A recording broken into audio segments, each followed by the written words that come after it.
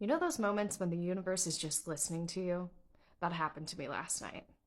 So we're just chilling on our couch watching Andor on Disney Plus, and I remember we have cupcakes on the counter upstairs.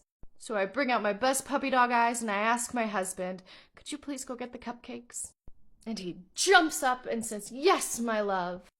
Okay, that was completely over dramatized, but he agreed to go get the cupcakes, and he's walking across the carpet and he stops and says, the carpet's wet. So I'm like thinking to myself, why is the carpet wet? And then it hits me, and I know why the carpet's wet. This is where he was walking, and that's what's behind the wall. An ancient water heater from 1988 that was running until yesterday and then finally hit the kaputs. But hey, they don't make them like they used to. So we do the responsible homeowner thing. We shut off the water, we shut off the gas, and we're like, cool, it'll just keep draining. I start hoover backing the water up, because we don't want wet carpet. Throw a fan on it, help dry it out a little bit. And then when we come in here and we notice water is leaking out of the screws. And we're like, that's not right. Then my husband casually goes, oh, did you know water heaters can explode, like, through the roof? And I was like, no, I didn't know that was a thing. That sounds really scary, and that looks like a lot of pressure.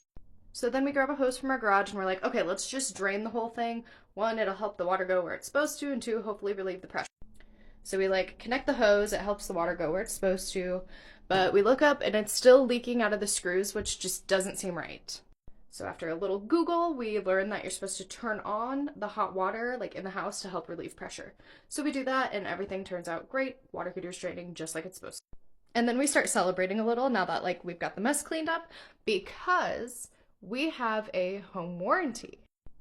So that means we just have to call it in, pay $100, and they're going to come out here and replace our water heater. That is why I always recommend home warranties for my clients that have older mechanicals like water heaters, furnaces, and ACs, because those are the most expensive to replace. And if they break in that year warranty, you are doing well on price.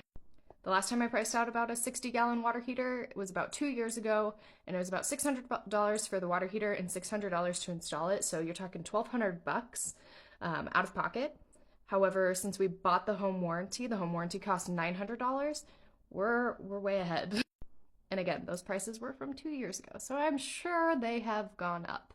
But the reason I say the universe was listening is because I was talking to a realtor friend yesterday, and I was like, I can't wait for my water heater to go out. It's just not very efficient, and it's old as can be. Bada bing, bada boom, it did, and here we are waiting for our new water heater. Let's go.